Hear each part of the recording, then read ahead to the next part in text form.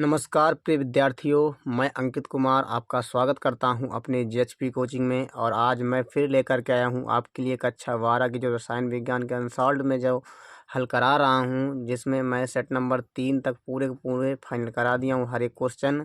और आज हम स्टार्ट करेंगे बहुत ही जल्द जो सेट नंबर 4 है। सेट नंबर 4 है 2024 347 जीसी कोड नंबर है। ठीक है, ध्यान में रखिएगा, आप मिला लीजिएगा और शुरू कर दीजिएगा मेरे साथ हल करना। जितने आपसे बने आप उतने करिएगा, अन्यथा मैं आपको बताऊंगा। ठीक है, तो चलते हैं बिना ही देरी किए हम अपने क्वेश्चन की तरफ। देखिए प्रिय विद्यार्थियों, एक का क्वेश्चन कह रहा है विलयन का अणुसंख्य गुणधर्म नहीं है। पहला है पराशर दाब, दूसरा हिमांक अवनमन, तीसरा पृष्ठ तनाव और चौथा वाष्प दाब अवनमन। यही है ना। तो देखिए हमारे पास चारों के चारों ऑप्शन दिए हुए हैं, लेकिन कह रहा अणुसंख्य गुणधर्म नहीं है। तो मैं बता दूं आपको, जो पराशर दाब है ये अणुसंख्य गुणधर्म है, हिमांक अवनमन यह भी अणुसंख्य गुणधर्म है, जबकि वाष्प दाब अवनमन है यह भी अणुसंख्य गुणधर्म है, जबकि पृष्ठ तनाव ये अणुसंख्य गुणधर्म नहीं है। तो आपका ऑप्शन नंबर तीसरा बिल्कुल सही हो जाएगा। ठीक है, ध्यान में रखिएगा प्रिय विद्यार्थियों। तो आपका ऑप्शन नंबर तीसरा बिल्कुल सही है, पृष्ठ तनाव। इसके बाद देखिए ख नंबर क्वेश्चन कह रहा है तीन धात्विय धनायनों x, y तथा z के मानक अपचयन इलेक्ट्रोड विभव क्रमशः प्लस 0.52 वोल्ट, माइनस 3.03 वोल्ट तथा माइनस 1.18 वोल्ट है। धातुओं की बढ़ते अपचयन क्षमता का क्रम है। ये पूछ रहा है कि भैया जो धातुओं की बढ़ते अपचयन क्षमता का क्रम है वो बताइए। आपको दिखाई दे रहा है सभी ऑप्शन में जो हमारे पास है। ठीक है, तीन धातुएं हैं ये हमारे पास है। तो मैं बता दूं आपको, इसमें जो इसका राइट आंसर है वो दूसरा नंबर है। कौन सा है? इसमें जो इसका राइट आंसर है वो दूसरा नंबर है। कह रहा है कि धातुओं की बढ़ते अपचयन क्षमता का क्रम बताइए। तो देखिए हमारे पास पहले क्या है, वाई है। पहले क्या है, वाई। वाई का मान कितना है? -3.03 है। इसे आपको आगे कर देना है। फिर इसके बाद ये हमारे पास इससे ज़्यादा वैल्यू ये है, इससे ज़्यादा है ये, इसीलिए हम इसके y को आगे करेंगे ऐसे। ठीक है, फिर इसको जो इसके जो ये मान है जो इससे पीछे ये रहेगा जो, यानी कि मतलब z वाला। ठीक है, ये जो z वाला, इसके बाद जो x वाला ना, x वाला सबसे लास्ट में रहेगा, क्योंकि वो कह रहा धातुओं की बढ़ते अपचयन क्षमता क्रम। ये बढ़ता हुआ अपचयन क्षमता का क्रम है। ये क्या है? बढ़ता हुआ अपचयन क्षमता का क्रम है, ये ध्यान रखिएगा। ठीक है, तो इसीलिए आपका ऑप्शन नंबर क्या हो जाएगा? दूसरा बिल्कुल सही हो जाएगा। जब भी अपचयन क्षमता का क्रम पूछे, बढ़ता हुआ पूछे या घटता हुआ पूछे, तो ऐसे ही आपको करना है। यदि बढ़ता हुआ कह रहा है तो आपको ऐसे करना है, ये ध्यान में रखना है। क्यों? क्योंकि आपको पता है इसका मान सबसे कम है, ये सबसे पहले आएगा। इसका मान हमारे पास क्या है? इसका ज़्यादा, इसका इससे ज़्यादा तो ये आएगा, फिर इसके पास सबसे ज़्यादा इसका है तो ये हमारे पास आ जाएगा। तो धातुओं की बढ़ती हुई क्षमता क्या, एक प्रकार का क्रम है। ठीक है, ये ध्यान में रखिएगा। इसके बाद हम देखते हैं अगला। ये क्वेश्चन हमसे कह रहा है कि प्रथम कोटि, क्या कह रहा, प्रथम कोटि की जो अभिक्रिया है ना, ये हमारे पास अब प्रथम कोटि अभिक्रिया के वेग स्थिरांक की इकाई पूछ रहा है। सेकंड इनवर्स होती है, या दूसरा लीटर सेकंड इनवर्स, तीसरा मोल सेकंड इनवर्स, चौथा लीटर मोल सेकंड इनवर्स। तो मैं बता दूं आपको, जो प्रथम कोटि की अभिक्रिया के वेग स्थिरांक का जो मात्रक होता है, जो यूनिट होती है, जो इकाई होती है ना, वो होती है सेकेंड इनवर्स या मिनट इनवर्स या घंटा इनवर्स। ठीक है, ये तीनों के तीनों आपको ध्यान में रखना है। तो आपका ऑप्शन कौन सा सही हो जाएगा? ऑप्शन नंबर पहला बिल्कुल सही हो जाएगा, यानी सेकंड इनवर्स। इसके बाद घ नंबर क्वेश्चन कह रहा है, एक हमारे पास संकुल यौगिक है, ये कॉपर, ये केंद्रीय धातु परमाणु है, ये CN कितने 4, ये लिगैंड है और 3 लगा यहाँ पर। आयन में कॉपर की समन्वय संख्या है। तो मैं बता दूं आपको, जो समन्वय संख्या किसे कहते हैं?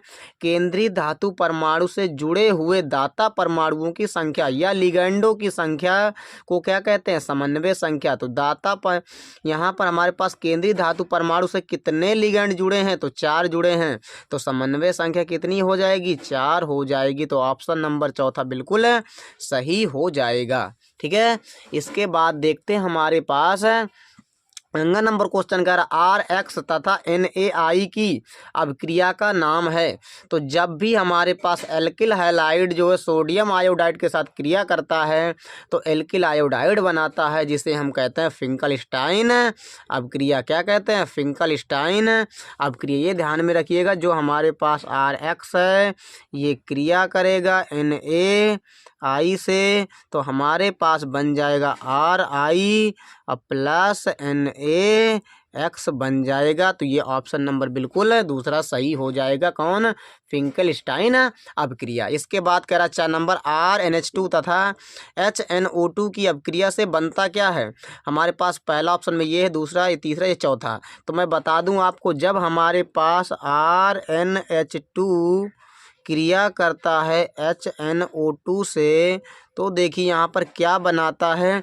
जब एमीन जो है HNO2 नाइट्रस अम्ल से क्रिया करता है तो अल्कोहल बनाता है। क्या बनाता है, अल्कोहल बनाता है, और नाइट्रोजन गैस भी निकलती है और प्लस H2O भी बनता है। तो आपको दिखाई दे रहा है कहीं भी अल्कोहल, ये है ऑप्शन नंबर दूसरा बिल्कुल सही हो जाएगा। तो ये रिएक्शन भी आप नोट जरूर कर लीजिएगा। इसके बाद देखते हैं हम नेक्स्ट क्वेश्चन। देखिए प्रिय विद्यार्थियों, दूसरे का क्वेश्चन करा मोल प्रभाज को उदाहरण द्वारा समझाइए। तो मोल प्रभाज आपको मिल जाएगा, आप देख सकते हैं। ठीक है, यहाँ पर आप खोज सकते हैं क्योंकि मैं करा चुका हूँ। इसके बाद हम देखते हैं खा नंबर कह रहा है कि अभिक्रिया, ये अभिक्रिया हमारे पास दी है। ठीक है, के लिए ये हमारे पास E0 CE के पावर 4 प्लस बटे CE के 3 प्लस का मान ज्ञात कीजिए। इसका हमें मान निकालना है। ठीक है, और हमारे पास ये मान दिए हुए हैं। तो देखिए मैं बता दूं आपको, जो हमारे पास दिया है सबसे पहले आप वो लिख लीजिएगा। दिया आपको ये है और ये भी दिया है, आप ऐसे लिख लीजिएगा। इसका मान हमें पूछ रहा है तो हम ये मान निकालेंगे। यही मान ज्ञात करने के लिए कह रहा है तो हम ये मान निकालेंगे। तो देखिए आपको एक सूत्र याद रखना है, E0 सेल बराबर होता है 1.8, ये हमारे पास नहीं है। देखिए E0 सेल बराबर होता है E0 RED यानी रिडक्शन यानी अपचयन होता है। क्या होता है, रिडक्शन। ये शॉर्टकट में RED का मतलब होता है रिडक्शन यानी अपचयन, माइनस E0 ऑक्सीडेशन। ये क्या होता है, E0 ऑक्सीडेशन। तो हमारे पास सूत्र क्या होता है, E0 सेल बराबर होता है E0 reduction minus E0 oxidation. तो देखिए E0 सेल बराबर रिडक्शन किसका हो रहा है, आपको ध्यान में रखना। देखिए C4 जो है CE4 प्लस से कहाँ पर जा रहा है, CE3 प्लस में जा रहा है। तो देखिए ऑक्सीकरण संख्या कम रही है ना, यदि ऑक्सीकरण संख्या कम होती है तो रिडक्शन बोलते हैं। तो रिडक्शन इसका हो रहा है ना, तो आप ये जरूर, ये यहाँ पर ये जो लिखा है ना, ये यहाँ पर आप लिख दीजिएगा, रिडक्शन हो रहा है इसका। तो ये आप यहाँ पर लिख दीजिएगा। माइनस ऑक्सीडेशन किसका हो रहा है, देखिए यहाँ पर ऑक्सीकरण संख्या बढ़ रही है, यहाँ 0 यहाँ 2 हो गई है। तो इसकी जगह जो है क्या लिखेंगे आप, ये लिख देंगे। ठीक है, फिर देखिए, फिर आपको क्या करना है, ये इसका मान तो दिया है आपके पास, देख सकते हैं यहाँ पर दिया है ना। तो आप यहाँ पर रख दीजिएगा बराबर, इसका मान पूछ रहा है, आप ऐसे ही इसे लेके माइनस है। इसकी वैल्यू आपको दी है किसमें, माइनस में है। तो माइनस 0.28 है, तो माइनस माइनस क्या हो जाएंगे, प्लस, माइनस माइनस क्या हो जाएंगे, प्लस। और जब आप इधर ले आएंगे, जब ये माइनस माइनस प्लस हो गया है, जब आप इसे ले आएंगे यहाँ पर घटा देंगे तो आपका आंसर कितना आ जाएगा, आपका आंसर जो आ जाएगा 1.61 वोल्ट। कितना आ जाएगा, जब आप इसे घटा देंगे यहाँ पर लाकर 1.61 वोल्ट आपका आंसर राइट हो जाएगा। ठीक है, यही आपका आंसर है। इसके बाद हम देखते हैं हमारे पास एक अच्छा सा और क्वेश्चन है। वो कह रहा है ग नंबर की रासायनिक अभिक्रिया कोटि तथा आणविकता में उदाहरण देते हुए अंतर स्पष्ट कीजिए। तो मैं ये करा चुका हूँ, आप देख सकते हैं जाकर, जो सेट नंबर दूसरा का प्रश्न नंबर 4 का खा है वहाँ पर आपको मिल जाएगा।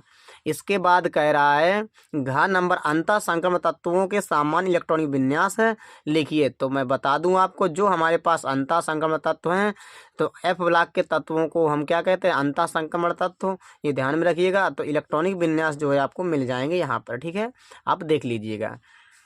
इसके बाद तीसरे का हमारे पास कह रहा है, तीसरे का है कि एक उदाहरण द्वारा प्रभावी परमाणु क्रमांक EAN को स्पष्ट कीजिए, यही कह रहा ना। तो देखिए आंसर में आपको लिखना सबसे पहले प्रभावी परमाणु क्रमांक होता क्या है, EAN। तो देखिए होता क्या है हमारे पास, तो धातु के परमाणु संख्या तथा ऑक्सीकरण संख्या एवं उपसंयोजन संख्या के योग को क्या कहते हैं, प्रभावी परमाणु क्रमांक कहते हैं। ये हमारा क्या है, सूत्र है। यानी जेड क्या होता है, परमाणु संख्या, यानी जेड क्या होता है, परमाणु संख्या। ऑक्सीकरण संख्या का मतलब ON नंबर, यानी ऑक्सीडेशन नंबर। ऑक्सीकरण का मतलब ऑक्सीडेशन, संख्या का मतलब नंबर, यानी ON नंबर शॉर्टकट में लिखा है। उपसंयोजन संख्या जिसे कहते हैं CN नंबर, कोऑर्डिनेशन नंबर, ठीक है। तो CN यहाँ पर 2 इसलिए लगाया गया है क्योंकि जो लिगैंड होते हैं वो 2 इलेक्ट्रॉन देते हैं, यानी युग्म के रूप में इलेक्ट्रॉन त्यागते हैं, युग्म जोड़े के रूप में, ठीक है। ये ध्यान रखिए, इसीलिए यहाँ पर 2 लगाया गया है और कुछ नहीं है, युग्म के रूप में इलेक्ट्रॉन देते हैं, इसलिए यहाँ पर 2 लगाया गया है। अब देखते हैं हम इसका उदाहरण। अब देखिए प्रिय विद्यार्थियों, यहाँ पर उदाहरण है हमारे पास, जैसे ये संकुल यौगिक है। तो ये जो संकुल यौगिक है इसमें क्या है, जो Fe होता है इसका परमाणु क्रमांक यानी परमाणु संख्या Z बराबर क्या होता है, 26 होता है। कितना होता है, 26 है। Fe का आप देख सकते हैं, आपको परमाणु क्रमांक याद भी होगा। जबकि Fe का ऑक्सीडेशन नंबर कितना आएगा, 0 आएगा, क्योंकि CO की 0 होती है, क्योंकि ये उदासीन होता है, ठीक है। जबकि Fe का CN नंबर कितना आ जाएगा, 5, क्योंकि इस Fe से कितने CO जुड़े हैं, तो 5। यानी कोऑर्डिनेशन नंबर या उपसंयोजन संख्या या समन्वय संख्या जिसे बोलते हैं, तो कितनी आ जाएगी, 5, क्योंकि 5 जुड़े हैं यहाँ पर, ठीक है। CO यानी कार्बोनिल ग्रुप है ये। अब देखिए यहाँ पर हमारे पास EAN निकालना, तो EAN निकालना, तो ये आपको सूत्र पता होना चाहिए, अभी मैंने बताया। तो देखिए जेड का मान कितना है, 26 है, आप 26 रखिएगा, माइनस ON नंबर कितना, 0 0 रखिएगा, 2 गुणे CN नंबर कितना है, 5, तो 5 दूना 10 और 26 से 10 कितने हो जाएंगे, 36 हो जाएंगे। यहाँ पर हमारा राइट आंसर हो जाएगा, ठीक है। आपको ऐसे ही करना है, एक उदाहरण दे करके। अब देखिए हमारे पास खा नंबर क्वेश्चन कह रहा है कि मोनोहाइड्रिक, डाइहाइड्रिक तथा ट्राईहाइड्रिक फिनाल क्या हैं, इन सभी का संरचना सूत्र लिखिए। तो देखिए आंसर, मोनोहाइड्रिक फिनाल क्या होते हैं, जिनमें केवल एक OH समूह होता है, उसे हम क्या बोलते हैं, मोनोहाइड्रिक फिनॉल। जैसे हमारे पास देखिए बेंजीन बना दीजिएगा, एक OH लगा दीजिएगा कहीं भी, ठीक है। तो ये हमारे पास क्या होगा, मोनोहाइड्रिक फिनॉल। जबकि डाइहाइड्रिक फिनॉल क्या होते हैं, जिनमें केवल 2 OH समूह होता है, ठीक है। तो देखिए यहाँ पर बेंजीन है, इसमें 2 OH लगा दीजिएगा, आप कहीं भी लगा दीजिएगा 2 OH, किसी भी कोने पर, वो डाइहाइड्रिक फिनॉल ही होगा। लेकिन 2 ही लगाना है, 3 नहीं लगाना है। अब देखिए यहाँ पर ट्राईहाइड्रिक फिनॉल क्या होते हैं, जिनमें केवल 3 OH समूह होते हैं। तो 3 OH समूह आप बेंजीन में कहीं भी लगा सकते हैं, लेकिन लगाइएगा 3 ही, ठीक है। तो उसे आप ट्राईहाइड्रिक फिनॉल कहोगे।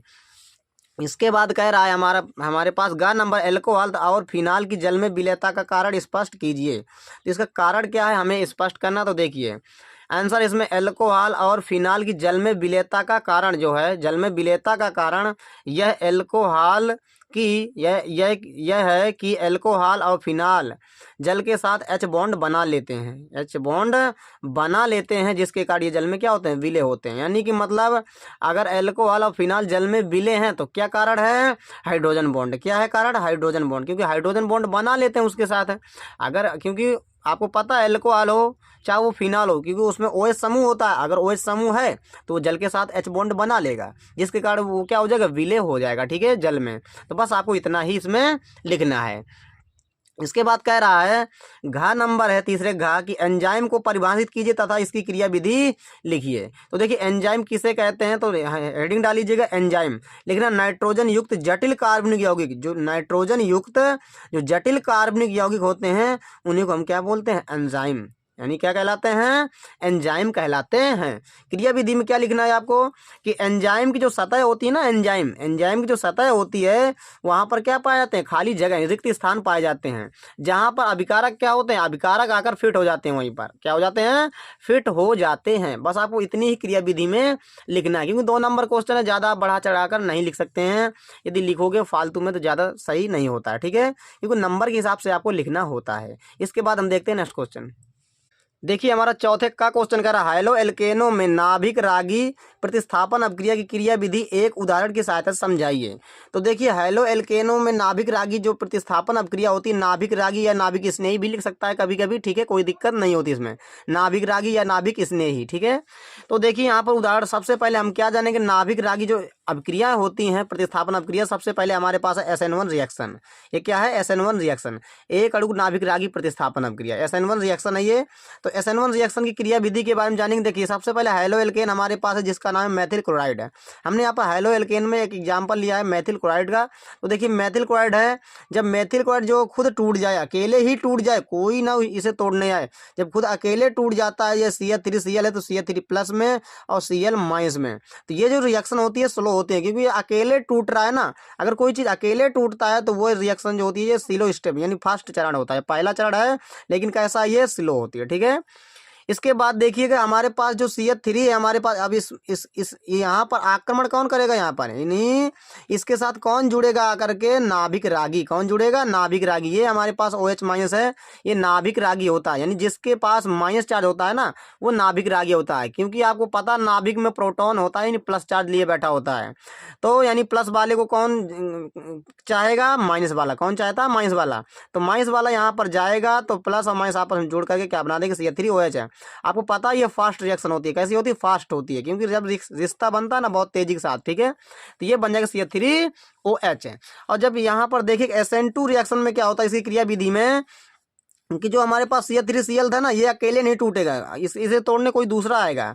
तो हमारे पास OH माइनस जब आता है तो ये सिलो रिएक्शन होती है, कैसी होती है, सिलो होती है। तो यहाँ पर जब OH माइनस यहाँ पर आक्रमण करेगा तो ये सीधे नहीं यहाँ पर सामने से नहीं जाएगा, पीछे से आक्रमण करेगा। कहाँ से, पीछे से आक्रमण करेगा। तो ये जो हमारे पास एक ऐसा कंपाउंड बन जाएगा जिसे संक्रमण अवस्था आ जाती है। ये कौन सी अवस्था होती है, ये संक्रमण अवस्था आ जाती है। जब ये जो है जुड़ने जाएगा, यहाँ पर ये भी ऋणायन है ना, ये भी ऋणायन है, जब ये जुड़ने जाएगा पीछे से तो ध्यान में रखिए ये बॉन्ड ऐसे ऐसे करके मजबूत होता जाएगा, जितना ये पास में जाएगा और जितना दूर ये यहाँ पर जाएगा ये बॉन्ड उतना ही कमजोर होता चला जाएगा।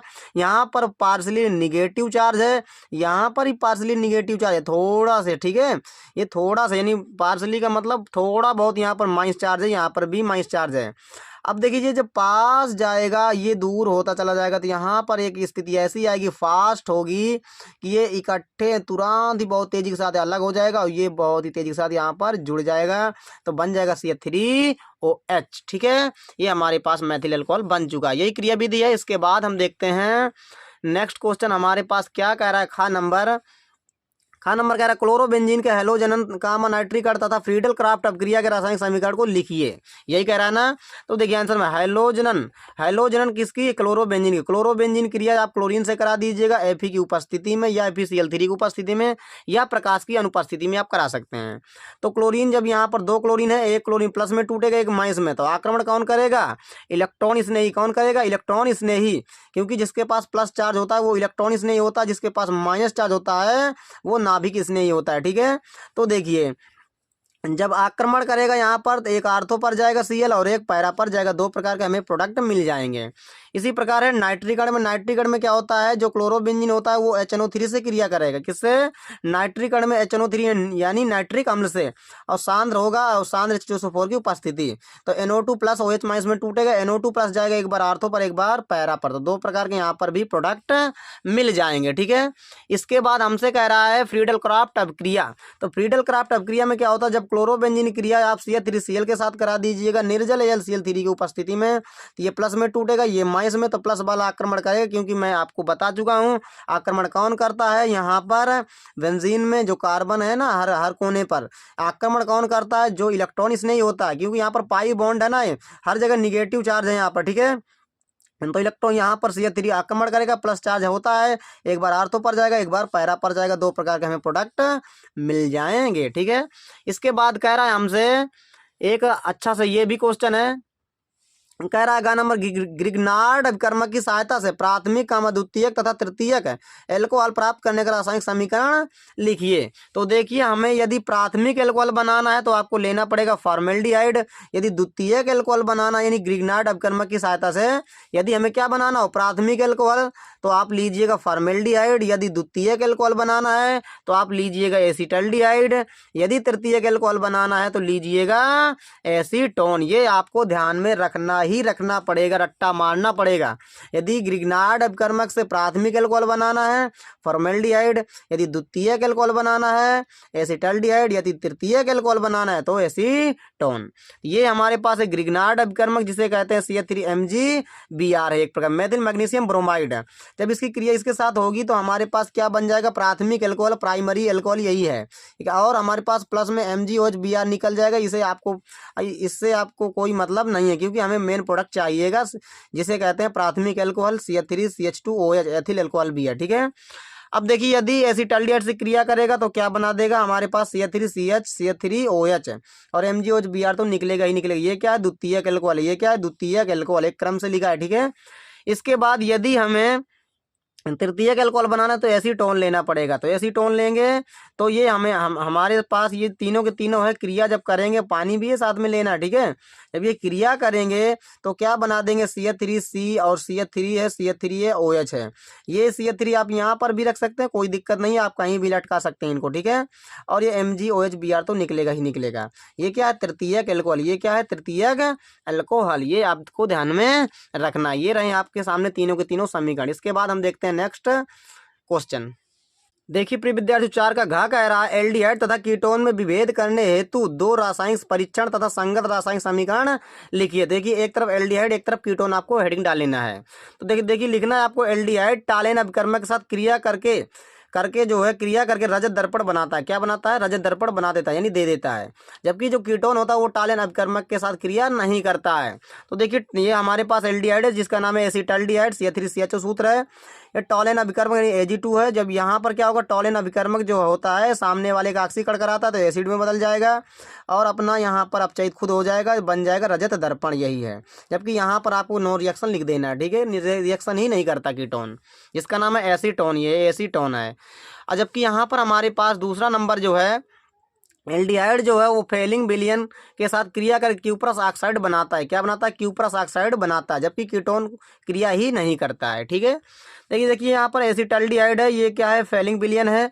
ये ऑक्सीकरण सामने वाले कराएगा तो CH3COOH बन जाएगा और खुद अपचयित हो जाएगा तो Cu2O बन जाएगा। ये खुद अपचयित हो गया है।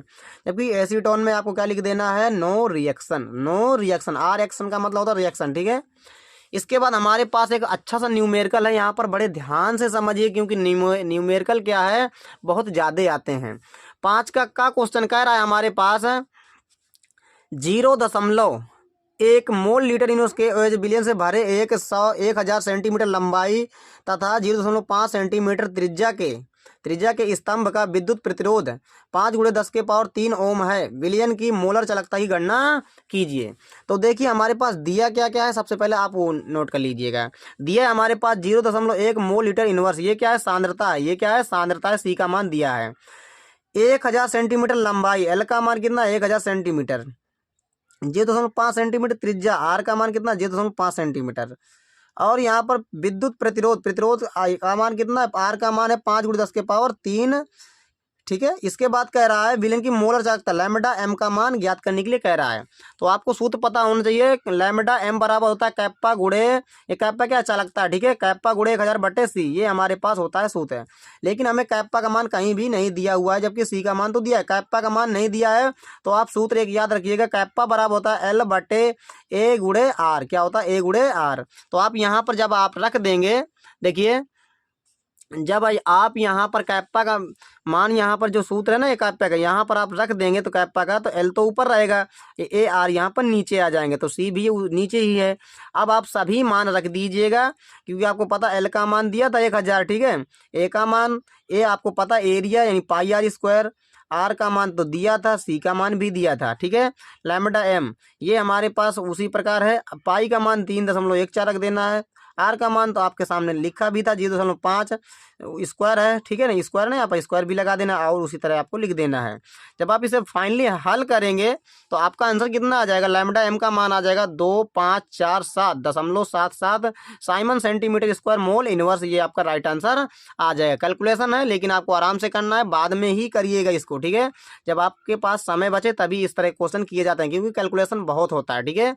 जब समय हो तभी ऐसे क्वेश्चन किया जाता है, अन्यथा पहले सरल सरल क्वेश्चन कर लिए जाते हैं। क्योंकि क्या होता है, जो अधिकतर जो केमिस्ट्री के क्वेश्चन होते हैं ज़्यादातर के कैलकुलेशन वाले बहुत आते हैं, ठीक है।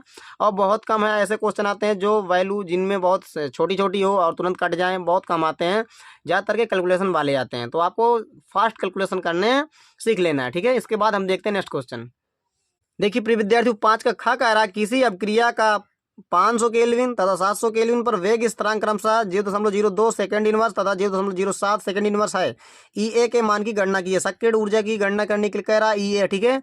तो देखिए T1 का मान कितना 500 केल्विन, T2 का मान कितना है आपके पास 700 केल्विन है, यानी T1 का मान 500 केल्विन, T2 का मान 700 केल्विन, ठीक है। K1 का मान वेग स्थिरांक कह रहा ना, वेग स्थिरांक यानी K1 का मान पहला इतना है, दूसरा K2 का मान इतना है। K1 का मान इतना, K2 का मान इतना। कह रहा EA का मान ज्ञात कीजिए। इसमें क्या है, आपको यहाँ जो सूत्र लगाएंगे हम, तो R का मान आपको ध्यान में रखना है। R का मान होता है 8.314, क्योंकि यहाँ पर हम सूत्र लगाएंगे वहाँ पर आपको R का मान रखना पड़ेगा।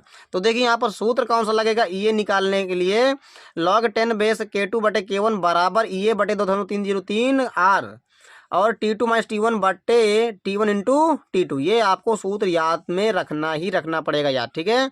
क्योंकि ये जो हमारे पास अगले वर्ष जो पेपर हुआ था ना, नहीं कि मतलब इस जो पेपर हुआ था पहले, तो वहाँ पर क्या था, ये क्वेश्चन आया था। तो आपको ऐसे क्वेश्चन जो है आप ज़रूर हल करके जाइएगा, क्योंकि अगर आप ऐसे क्वेश्चन करना सीख लोगे तो 4 या 6 नंबर या 5 नंबर या 3 नंबर ऐसे ज़रूर आपको मिल जाएंगे अगर यदि आप कर दोगे, ठीक है।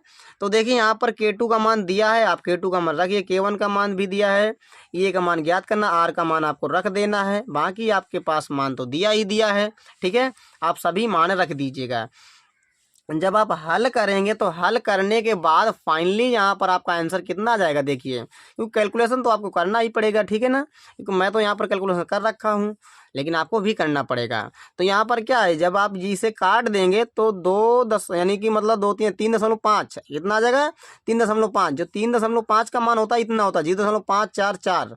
आप एक रख दीजिएगा। आपको अगर ना रखना हो तो कोई दिक्कत नहीं है, यानी अगर आपको वैल्यू बड़ी लग रही हो तो 0.544 ही रख दीजिएगा, ठीक है। यहाँ पर मैं एक ले लिया हूँ, क्योंकि आपको जो है आंसर मैच करवाना है, इसलिए मैं यहाँ पर ले लिया हूँ पूरी वैल्यू, ठीक है। यदि आप जो है यहाँ पर 0.544 लोगे तो थोड़ा आंसर में हल्का फर्क पड़ जाएगा, नहीं लगभग में, ठीक है। तो आप ज़्यादा टेंशन नहीं लीजिएगा, ठीक है। क्योंकि आपको अगर कैलकुलेशन लग रहा हो तो आप वैल्यू थोड़ा से कम लीजिएगा। तो देखिए यहाँ पर जब आप हल करेंगे तो EA का मान कितना आ जाएगा 1823.1.4 किलो जूल मोल इनवर्स। ये आपका इतना आंसर आ जाएगा। EA का मान सक्रियण ऊर्जा का मान आपके पास इतना निकल के आ जाएगा। तो आई होप प्रिय विद्यार्थियों ये रहे आपके सामने पूरे के पूरे क्वेश्चनों के आंसर। इसके बाद मैं लेकर के आऊँगा इसका नेक्स्ट पार्ट, बहुत ही जल्द लेकर के आऊँगा, जो सेट नंबर 14 इसका नेक्स्ट पार्ट। तो यदि यह वीडियो हमारा आपको समझ में आ गया हो तो कृपया करके यह हमारा वीडियो जो है ज़्यादा से ज़्यादा अपने दोस्तों को साथ शेयर करिएगा। यदि आपने हमारे चैनल को अभी तक सब्सक्राइब नहीं किया तो कृपया करके ज़रूर सब्सक्राइब कर लीजिएगा। चलते हैं, नमस्कार, जय हिंद, वंदे मातरम।